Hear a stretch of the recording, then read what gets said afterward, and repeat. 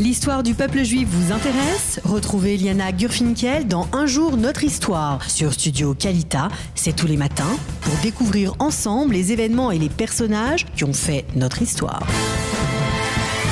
Eliana, Boker Tov. Boker Tov, Daniel, on est bien après Tisha B'Av, Daniel. Oui, on ne devrait pas être tout à fait bien parce que finalement Oui, vous Voilà. avez raison. Le Hein, temple continue de brûler. Le temple continue de brûler, le Beth Amikdash n'est pas reconstruit et donc, et d'une certaine manière, le Mashiach n'est pas encore arrivé. Le Mashiach n'est pas encore là, mais nous sommes Bon, mais enfin, on va être contents. quand même content d'être en période de vacances et on va tout de même parler de quelque chose, d'un événement réjouissant qui est l'inauguration il y a plusieurs centaines d'années, hein, mais Exactement. en cette journée donc du 10 Av, c'est cela? C'est le 10 Av ou c'est la Non, date c'est la date, c'est le 2 août. Alors le 2 août. Le 2 août, c'était il y a plusieurs centaines d'années, vous allez nous dire exactement quand, de la grande synagogue portugaise d'Amsterdam. Alors exactement, alors nous sommes en 1675, il y a une très grande fête dans l'ancien quartier juif du Jodenbuurt, Amsterdam, où nous avons l'inauguration de la grande synagogue portugaise qui est appelée sous le nom d'Esnoga, puisqu'en junéo-espagnol, Esnoga, c'est une synagogue. Alors, il faut quand même repartir un petit peu en arrière. On en a parlé déjà, on a déjà touché au sujet il y a quelques jours quand on a parlé de notre ami Baruch Spinoza, vous souvenez-vous ? Oui. Il faut comprendre que en 1571, donc 100 ans avant l'inauguration de cette synagogue, les provinces hollandaises sont libérées du joug de la couronne d'Espagne. Et donc ces provinces, en fait, il y a une liberté de culte qui va se développer aux Pays-Bas. Et donc toutes les personnes qui sont opprimées par leurs croyances, pour leurs croyances, affluent aux Pays-Bas parce que là-bas c'est la liberté. Et dans cette liberté de culte, on a aussi la liberté d'opinion et la liberté d'entreprendre, ce qui va en fait entraîner le célèbre siècle d'or néerlandais. Et les Juifs, tout simplement, ils vont affluer vers ce nouvel Eldorado qui est beaucoup plus tolérant. Et c'est grâce à ça, en fait, qu'une communauté de Maran portugais vont pour la première fois après... donc en 1590, ils vont commencer à arriver vers Amsterdam. Ils vont d'abord constituer une communauté. Elle va être secrète puisqu'ils ont peur, ce sont des Marans. Et d'un seul coup, ils décident en 1602 de se déclarer juifs au grand jour. Et ils vont se faire appeler non pas les Juifs mais les Portugais. Alors il faut comprendre que la plus belle, si on veut dire, la plus belle façon de jouir de cette liberté, eh bien ça va être d'ouvrir cette synagogue qui est immense, qui est très très grande, qui est splendide, qui est comment entièrement dire, éclairée aux bougies. Aux bougies, exactement. J'allais y arriver. Et puis qui se trouve dans les monuments de l'UNESCO, qui a été patrimoine de l'humanité, exactement. Et en fait, cette synagogue, alors si on la décrit un petit peu, comme vous l'avez dit, donc toute la construction, d'abord c'est une construction, ça a pris de nombreuses années, au final ça a pris 5 ans pour la construire.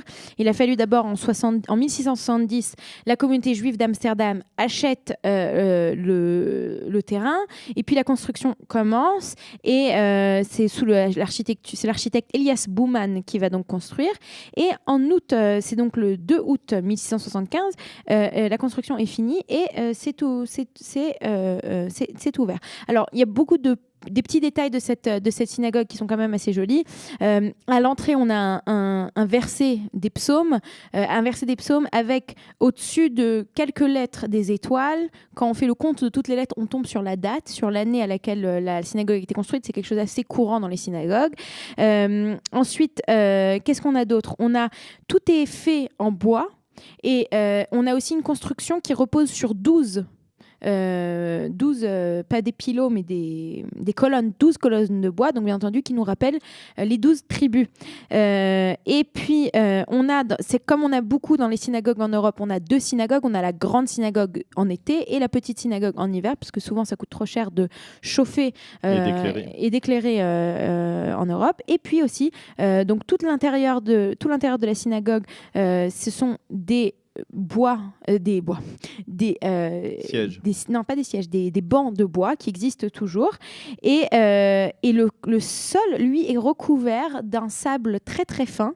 C'est dans la vieille tradition hollandaise, afin d'absorber toutes les impuretés, la saleté des chaussures, etc. Et aussi pour couvrir le bruit. Donc quand vous entrez, en fait, on n'entend pas très bien. Et Et voilà. Et donc, elle a été il n'y a pas longtemps rénovée. Et aujourd'hui, c'est vraiment extrêmement... c'est un monument qui est magnifique.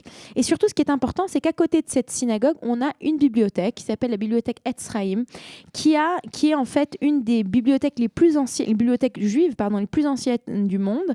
Elle est remplie de textes originaux et très très anciens. Et elle a été créée, donc cette bibliothèque en 1639, donc bien avant la création de la synagogue. Et ensuite, elle a été décidée au moment où la synagogue a été construite d'installer la bibliothèque dans le même bâtiment. Alors, si vous avez Internet, j'imagine que oui, puisque vous nous écoutez sur Internet, je vous invite à aller regarder des images de la bibliothèque Etz Chaim. C'est vraiment très très très très beau et voilà, donc c'était de cette synagogue dont je voulais vous parler ce matin, une synagogue qui est magnifique, qui est allumée, qui est éclairée par 1 millier de bougies et qui représente en fait l'âge d'or, non seulement l'âge d'or d'Amsterdam, mais surtout l'âge d'or du judaïsme portugais à Amsterdam.